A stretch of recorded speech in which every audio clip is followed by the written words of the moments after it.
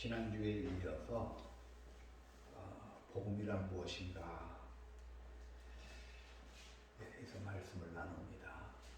지난주에 말씀을 드렸듯이 로마서는 사도 바울이 로마에 있는 그리스도인들에게 쓴 편지입니다. 그 편지를 썼는데 그 편지의 서문에서 사도 바울은 예수 그리스도의 종 바울, 그러면서 자신은 하나님의 복음을 위하여 택정함을 입었다. 이 세상에 자랑할 것이 없어서 이름도 없는 예수라는 사람을 지칭하면서 나는 그 사람의 종이고 노예다. 그러면서 나는 그 분을 위해서 하나님의 부름을 받아서 이 복음을 위해서 일하는 사람이다, 사도다, 이렇게 스스로 자기 자신을 고백합니다. 여러분, 어떻게 보면은 이 세상의 인간적인 가치로 말하면은 부끄럽고 창피하고 그 쪽팔린 얘기지만, 그러나 사도 바울은 예수라는 분을 만나서 예수가 그의 눈을 뜨게 하고 그의 생각을 바뀌게 하고, 그래서 사도 바울은 완전히 이전에 살았던 그 위세당당한 그 삶을 다 포기하고 예수의 종으로 살아가기로 다짐한 그런 그 변화된 바울의 모습을 우리가 보게 됩니다. 오늘 우리는 이제 이 1절 후반절 그리고 2절 전반절에 있는 말씀처럼 바울이 이 사도로 부르심을 받았는데 무엇을 위해서 부르심을 받았느냐? 하나님의 복음을 위해서 부르심을 받았다, 이렇게 말하고, 또 2절에서도 이 복음은 하나님의 선지자들을 통하여 그의 아들에 관하여 성경에 미리 약속된 것이라, 이렇게 말씀하므로 이 복음이 무엇인가, 그 복음의 본질을 이야기하고 있습니다. 우리가 지금 교회 다닌 지 상당히 오래됐죠. 그런데 많은 교회에서 또 많은 성도들이 복음이 무엇입니까 하면은 주저주저 할 수밖에 없어요. 복음이 무엇인지 참 이해를 제대로 못하는 분들이 너무 많이 있어요. 오늘 우리가 이 복음의 개념, 복음의 정의에 대해서 확실히 여러분 알고 지나갈 수 있기를 바랍니다. 지금 사도 바울은 자기가 하나님이 나를 불러서 세웠는데 무엇을 위해서 세웠다? 복음을 위해서 세웠다는 거예요. 그런데 이 복음은 하나님이 선지자들을 통해서 미리 얘기하셨고, 또 그의 아들의 그 관해서 여러 가지로 얘기하신 그것이다 이거예요. 그러니까 다시 말하면은 이 복음이라는 것은 무엇이냐면은 예수 그리스도를 지칭하는 거예요. 예수 그리스도의 몸, 예수 그리스도의 삶, 예수 그리스도의 말씀. 그리고 복음이 무엇입니까 하면 주저없이 여러분 대답할 수 있는 게 정답이 무엇이냐면 예수님입니다. 하나님께서 이 세상을 구원하시기 위한 원대한 목적과 섭리가 있었는데, 그 목적과 섭리를 이루기 위해서 행하신 일이 뭐냐면 이 복음을 우리에게 주셨는데, 이 복음은 예수 그리스도다. 복음이라는 말의 뜻이 무엇인가 지난 시간에 말씀을 드렸습니다. 복음이 뭐라고 그랬죠? 네, 복스런 소리, 복된 소리, 복된 말씀, 그런 것이잖아요. 그런데 이 복음이라는 말을 성경을 보면은 이제 구약 성경에도 그런 말씀이 있어요. 근데 신약 시대에 들어서 가장 처음 이 복음이라는 말을 한 사람은 사실은 예수님께서 또 그런 말씀을 하셨습니다. 누가복음 4장 18절에 보면은 이런 말씀이 있어요. 예수님께서 자기 자신의 정체성을 나타내시기 위해서 주신 말씀인데 이렇게 말합니다. 주의 성령이 내게 임하셨으니 이는 가난한 자에게 복음을 전하게 하시려고 내게 기름을 부으시고, 이렇게 말합니다. 이 말은 구약성경 이사야서에 이미 있는 말씀이에요.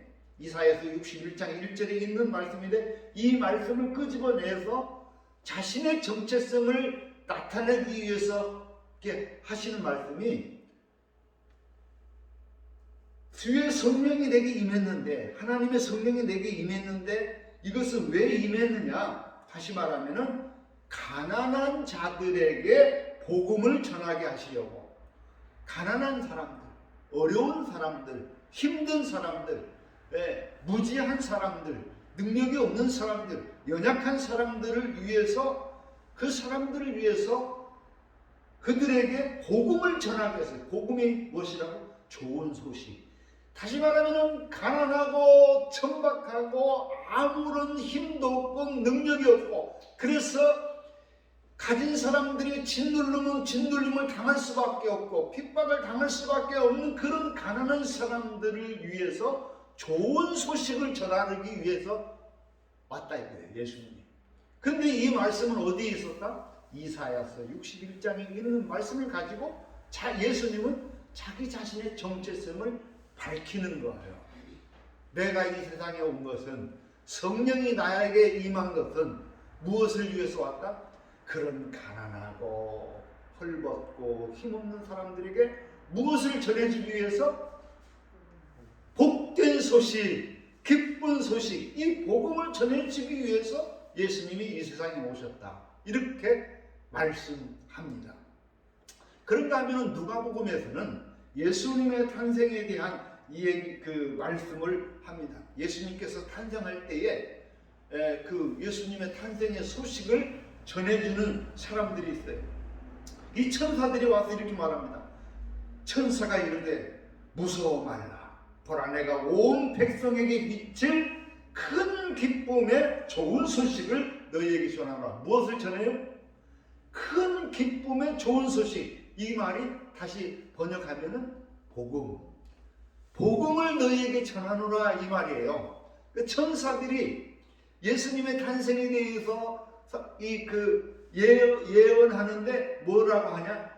이제 내가 예수님께서 오신 이 사건은 큰 기쁨의 좋은 소식이다. 다시 말하면 복음이다. 그래서 이분이 오셔서 이 세상을 구원하실 우리의 메시아, 주신이라 하고 말씀을 합니다.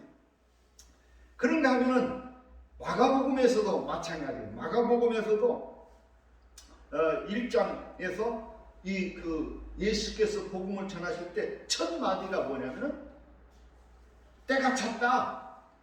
때가 찼고 하나님의 나라가 가까웠으니 회개하고 복음을 믿으라, 이렇게 말합니다.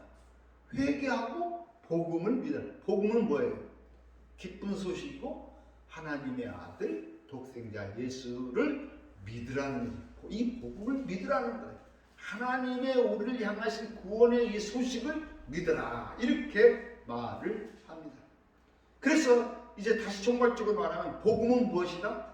복음은 예수 그리스도를 지칭하는 것이고, 이 예수 그리스도께서 이 세상의 구원을 위해서 행하신 일과 그 말씀을 지칭하는 거예요.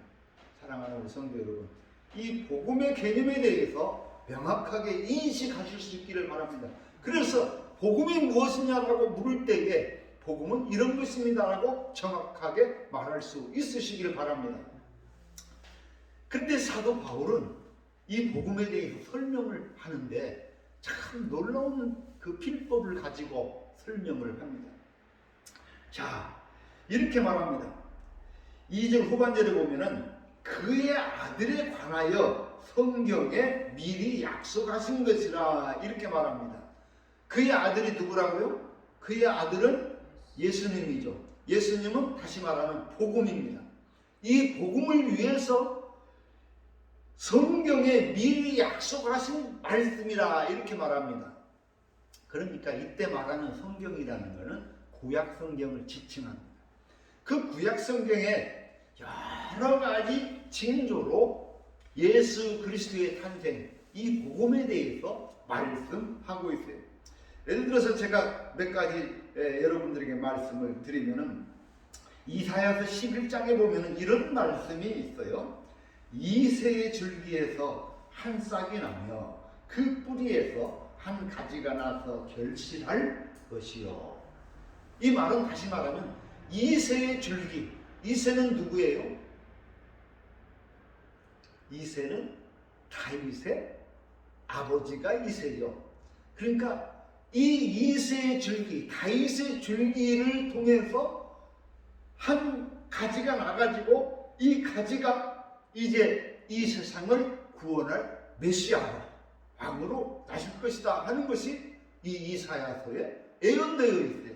그런가 하면은 또 미가서에는 이런 말씀이 있어요. 미가서 5장 2절에 보면은 베들레헴 에브라다야 너는 유다 족속 중에 작을지라도 이스라엘을 다스릴 자가 내게로 나올 것이라. 다시 말하면은 이 베들레헴을 지칭한 거예요. 베들레헴은 어디죠? 저도 어딘지 몰라요. 베들레헴은 이스라엘의 조그마한 땅의 이름인데, 지역의 이름인데, 이 베들레헴에서 누가 탄생했죠? 네, 전주에서 누가 탄생했습니까? 그것처럼 베들레헴에서 예수 그리스도께서 탄생하셨어요. 그래서 이 베들레헴이란 지역, 아주 작은 지역인데 이 지역이 너는 유다 족속 중에서 작을지라도 내게서 이스라엘을 다스릴 자가 내게서 나올 것이다. 이렇게 예언된 말씀이 있어요. 그래서 동방박사들이 이제 이스라엘에 와가지고 이스라엘을 다스리는 헤롯 왕에게 가서 그 예수님께서 그 메시아가 탄생했는데 구세주가 어디서 탄생합니까? 하고 물어보니까 이 헤롯 왕이 이 서기관들은 다시 말하면 성경을 최고로 잘하는 박사들을 불러서 야 메시아가 탄생했다는데 어디서 나는가 한번 그것 좀 연구해봐라. 그러니까 이 서기관들이 연구를 해보니까 베들레헴인 거예요. 성경에 바로 미가서 5장 2절의 말씀. 베들레헴 에브라다야 너는 유다 족속 중에 작을지라도 이스라엘을 다스릴 자가 내게로 올 것이다 하는 이 예언의 말씀이 있는 거예요. 그런가 하면은 또 이사야서 7장에서 보면은 이런 말이 있어요. 그러므로 주께서 친히 징조로 너희에게 주실 것이라. 보라 처녀가 잉태하여 아들을 낳을 것이요 그 이름을 임마누엘이라 하리라. 이사야서에서 여러 군데로 이렇게 예언을 합니다. 다시 말하면은 오늘 사도 바울이 말하는 것처럼 이미 성경에 미리 약속된 말씀이에요. 이미 약속되어 있는 일이 예수 그리스도를 통해서 그 예언이 성취되어졌다, 이루어졌다라고 말을 합니다. 자, 예수님이 누구냐? 복음이 누구냐? 복음은 예수님인데 이 예수님은 그냥 우리에게 오신 것이 아니라 이미 성경에 예언되어졌는데 이 성경은 구약 성경을 말합니다. 그런데 그 구약 성경에 보면은 앞서 말씀을 드린 것처럼 이사야 선지자나 미가 선지자나 또는 여러 선지자들이 여러 가지의 형태로 이렇게 메시아의 탄생에 관한 이야기들을 예언해 놨어요. 그 말씀이 이루어졌다는 것입니다. 그런가 하면 바울은 이제 이렇게 말합니다.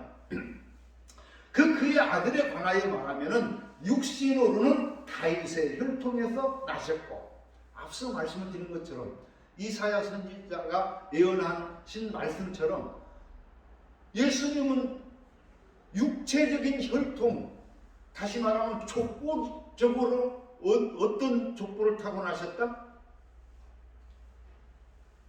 육체적인 족보를 누구를 통해서 나셨다고 했어요? 그죠? 이새의 아들, 이새의 줄기에서, 이새는 누구라고요? 다윗의 아버지. 그러니까 이 이새의 줄기에서 나섰다라는, 육체적인 혈통으로는 태조왕건의 전주 이씨가 아니라 이 이새의 줄기, 그러니까 다윗의 혈통을 타고 났다는 것을 이야기하고 있어요. 그런데 이 얘기를 마태복음 1장 1절에서 보면은, 이 마태복음 1장 1절에서도 이 똑같은 이야기를 합니다. 예수 그리스도를 말하면서, 자, 마태복음 1장 1절을 봅니다. 자, 1장 1절에 이렇게 말씀합니다. 아브라함과 다윗의 자손 예수 그리스도의 계보라. 이 계보라는 말은 우리말로 하면, 다시 말하면 족보예요, 족보. 그러니까 예수님의 족보는 어디로 간다고? 아브라함으로부터 가는 것이고, 누구? 그 다음에 다윗으로 가는 거예요. 이게 예수님의 족보예요. 그러니까 예수님의 혈통은 다윗의 혈통을 따라서 거기에서 이제 왕권을 이어받는 게, 우리나라도 이 조선왕조 이후로 왕은요 이씨야만 돼. 여러분, 이게 그런데 우리나라가 이 일제로부터 이게 독립된 후에, 해방된 이후에 사실 이승만 대통령 된 데에는 여러 가지 좀 요인들이 좀 있어요. 좀 좋지 못한 것도 있고. 그런데 이승만 씨가 이씨예요. 그래서 그것도 하나의 작용입니다. 예를 들어서 김구 선생이나 여운형 선생 이런 사람들은 이씨가 아니에요. 근데 그때 당시의 상황으로는 대통령이 되는 데는 이씨가 아니면 안 되는 그런 어떤 역사적인 흐름의 맥락이 있었죠. 자, 예수님의 탄생, 메시아의 탄생은 육체적인 혈통으로는 누구를 통해서 나와야 된다? 이새의 줄기, 다윗 왕의 줄기를 통해서 나온다는 이런 예언과 말씀이 이루어지는 거예요. 그래서 예수님의 족보는 마태복음에서도 그렇고 누가복음에서도 그렇고 또 구약성경에서도 보면은 누구를 통해서? 다윗의 혈통을 통해서 나온다 하는 것이 예언된 말씀이고, 그런가 하면은 육신의 혈통으로는 다윗의 혈통에서 나셨고, 그런가 하면은 성결의 영으로는 죽은 자들 가운데서 부활하사 능력으로 하나님의 아들로 선포됐다. 이 말씀이 이제 중요해요. 예수님은 이제 성결의 영이라 이렇게 말합니다. 성결의 영이라는 것은 거룩하고 깨끗한 영이죠. 그러니까 하나님의 거룩하고 깨끗한 것으로 말하지 않으면, 속된 것이 아니라 하나님의 거룩하고 깨끗한 의미로 말하지 않으면 죽은 자 가운데 부활하신, 이렇게 말합니다. 여러분, 우리 복음의 핵심, 그러니까 복음은 뭐라고 그랬죠? 복음이 뭐예요? 복음은 복된 말씀인데 예수님을 지칭하잖아요. 그런데 그 예수님의 삶 속에서 최고의 핵심이 뭐냐? 예수님이 죽으셨다는 거예요. 그런데 우리가 평범하게 너도 죽고 나도 죽고 모두가 죽는데, 이 죽음들 중에서 예수님의 죽음은 어떤 죽음이냐? 십자가에 못 박혀 죽는 죽음이었어요. 다시 말하면은 예수님은 그렇게 억울한 누명을 씌어서 죽을수야 하는 분이 아니죠. 예를 들어서 누가 이렇게 사형을 받았어요. 사형을 받아서 죽임을 당했는데 그 사람이 무죄한 사람이야. 그랬을 때 그 죽음이 얼마나 억울하겠어요. 마찬가지로 예수님께서 죽으셨어요. 죽었는데 예수님의 죽음은 그야말로 억울한 죽음이고, 정말 말하자면 예수님은 깨끗하고 진실한 분인데 억울하게 누명을 써서 죽었지만 그 죽음에는 뭐가 있다? 하나님의 뜻이 있어요. 무슨 뜻? 하나님께서 예수 그리스도의 죽음을 통해서 이 세상을 구원하시고자 하는 그 뜻이 있는 거예요. 그런데 자, 오늘 우리가 이렇게 살아가는데 아무리 변약한 사람도요, 빨리 돌아가세요. 빨리 가십시오. 빨리 죽는 것이 자식들을 위해서도 좋고 또 본인의 고통을 위해서도 좋습니다 하고 말하면은, 여러분 그분 내 마음이 어떻겠어요? 아주 불쾌할 거예요. 응? 나쁜 놈 자식, 응? 저하고 지금까지 내가 어떻게 지내왔는데 이런 말을 할 수가 있어. 자식이 말하면 또 얼마나 자식에 대해서 분노하시겠어요. 이 죽음이라는 건 그런 거잖아요. 아무리 힘들고 어려워도요, 죽으세요 보면은 정말 다 서운하고 저기 한 거예요. 그런데 예수님의 죽음은, 예수님께서는 이 죽음을 벗어나실 수 있잖아요. 그렇죠. 죽음을 벗어날 수 있어요. 예수님이 그 예루살렘에 들어가셔서 그러한 말씀이나 그런 행위들을 안 할 수도 있어요. 왜? 내 생명이 위태로우니까. 내가 죽을 수도 있으니까. 그런데 이 예수님은 그 죽음 앞에서 지금 로마의 관계와 이 바리새인들의 그 계율과 이 온통 예수님을 울무에 집어넣고 죽이려고 울무를 꽉 잡았어요. 이미 예수님 그 안에 이제 거의 들어갔어요. 그때 예수님이 겟세마네 동산에 가고 땀방울이 핏방울이 되도록 기도를 합니다. 무슨 기도입니까? 여러분, 내가 볼 때 여러분들도 똑같을 거예요. 그것은 살고 싶은 거예요. 죽고 싶은 사람이 어디 있어요? 살고 싶은 거예요. 그러니까 하나님, 할 수 말씀 나 좀 살려주세요. 왜 나를 이렇게 죽게 합니까? 할 수 있으면 나를 살게 해주세요. 그런데 예수님의 기도의 결론은 내 뜻대로 마옵시고 아버지 뜻대로 하옵소서. 이게 예수님의 기도의 결론이에요. 그래서 예수님의 죽음이 숭고한 거예요. 자기 생각으로는 살고 싶어. 살 길도 있어.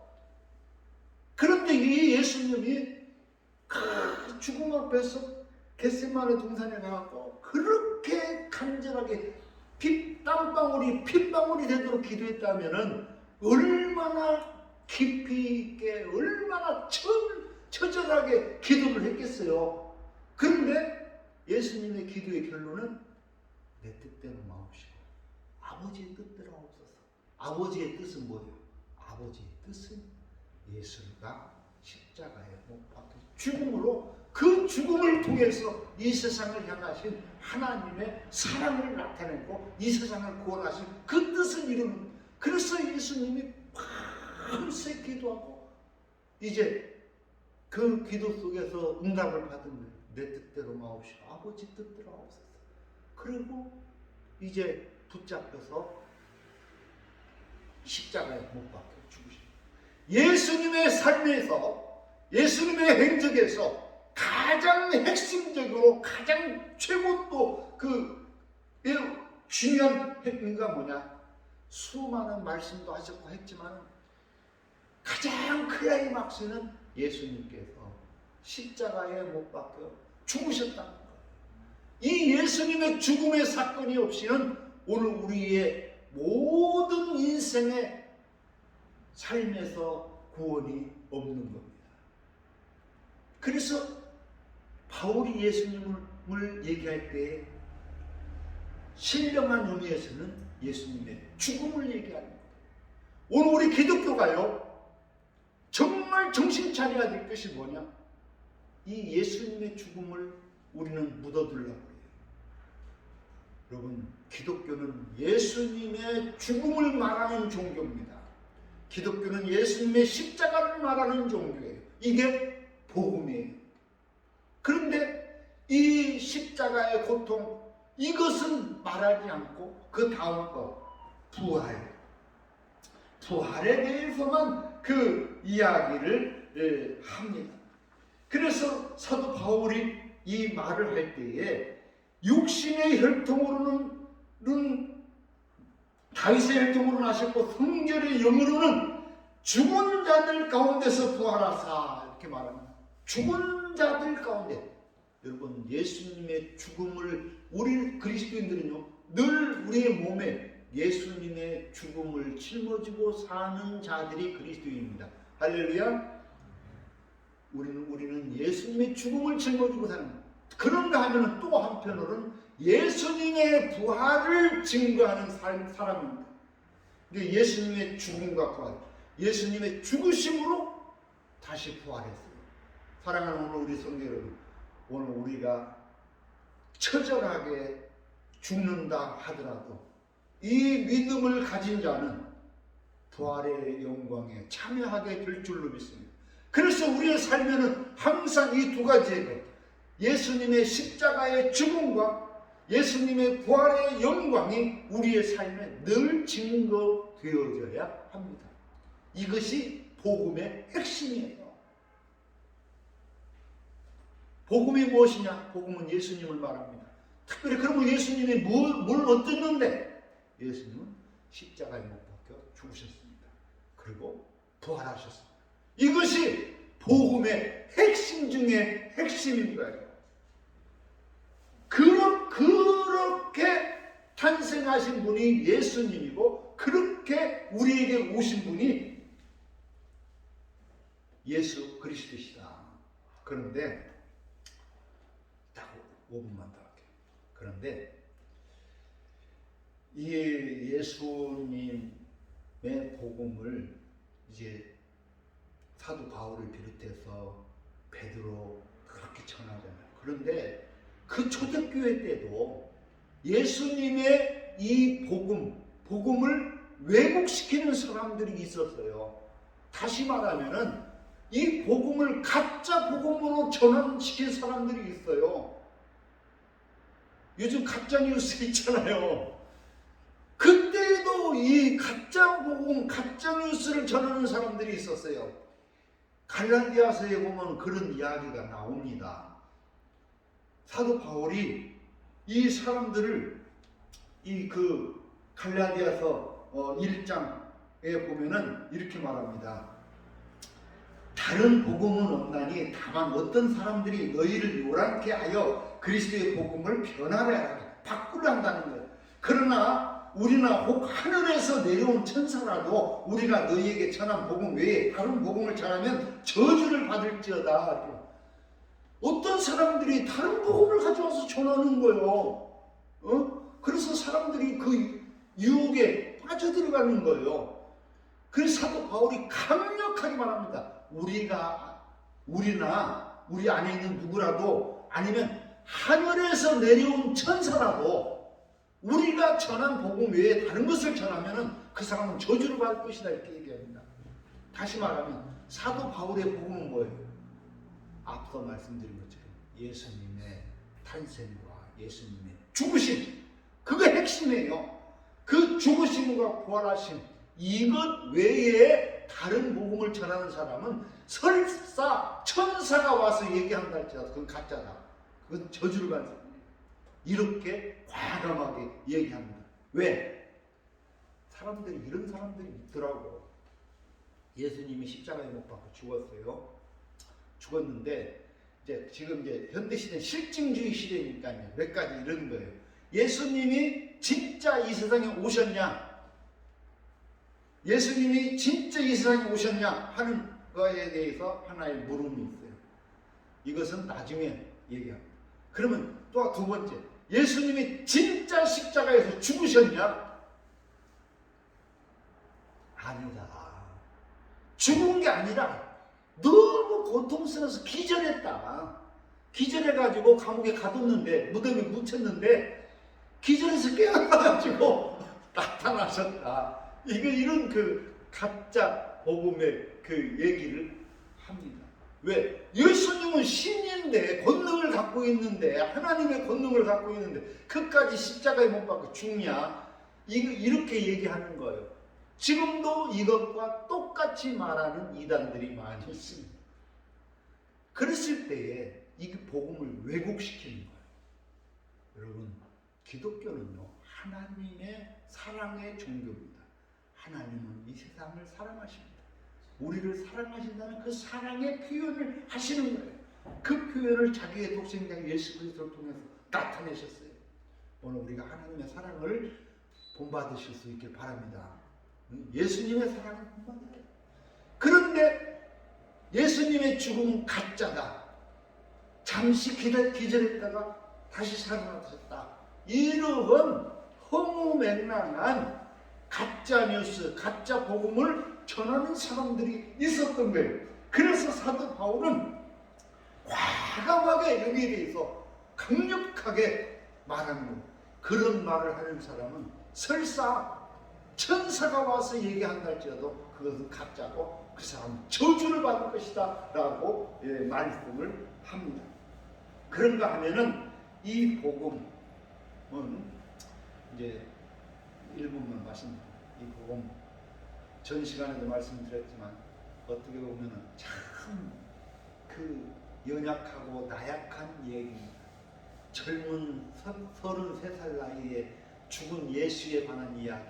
지금 같으면은 전 세계에 기독교라는 것이 전파돼서 기독교를 모르는 사람이 없고 예수가 누군지 모르는 사람이 없지만 그때 당시에는 로마라는 큰 도시에 예수 믿는 사람이 몇 명 있었다고요?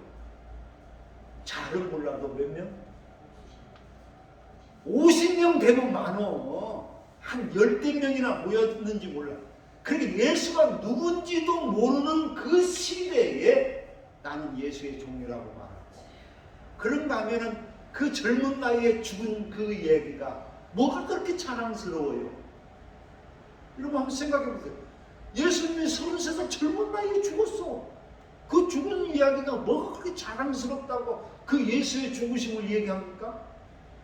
더군다나 요즘도 마찬가지지만은 예수 믿고 복 받으라고 얘기하는 것은 좋지만 예수 믿고 죽었다, 예수님처럼 같이 죽어야 된다, 희생해야 된다, 이렇게 하는 것이 뭐가 자랑스럽고 하는 이야기입니다. 시대적으로 볼 때에 굉장히 미약하고 별 볼 일 없는 그런 이야기지만, 그러나 사도 바울 예수를 만나서 예수가 자기에게 주신 그 은총을 생각할 때 예수야말로 메시아라고 강력히 주장하고 이렇게 말합니다. 그래서 이렇게 말합니다. 14절에 보면 이런 말입니다. 16절 말씀 봅니다. 이 말씀만 보고 마칩니다. 내가 복음을 부끄러워하지 아니하노니 이 복음은, 자, 다시 말합니다. 내가 이 복음을 부끄러워하지 않는다 이거예요. 부끄러운 일인데 사실은 부끄럽고 초라한 얘기지만 사도 바울은 어떻게 생각해요? 나는 이 복음을 부끄러워하지 아니하노니 이 복음은 모든 믿는 자에게 구원을 주시는 하나님의 능력이 됨이라. 사실은 초라하고 부끄러운 이야기일 수 있어요. 그러나 바울은 나는 복음을 부끄러워하지 않는다. 이 복음에는 모든 믿는 자에게 구원을 주시는 하나님의 능력이 됨이라. 그러면서 먼저는 유대인에게요 그리고 헬라인에게. 이 말씀은 또 다음 시간에 연이어서 말씀을 드립니다. 오늘 우리가 복음이란 무엇인가? 예수 그리스도의 생명을 지닌 자로 예수 그리스도의 복음을 증거하고 전파하는 우리 모두가 되실 수 있기를 주님의 이름으로 축원합니다. 주님 감사합니다. 오늘도 주님 앞에 나와 예배드립니다. 예수 그리스도의 생명과 복음을 깨닫게 하시니 감사합니다. 오늘 우리가 복음을 힘입은 자로 복음을 증거하는 삶을 살게 하여 주옵소서. 예수님 이름으로 기도합니다.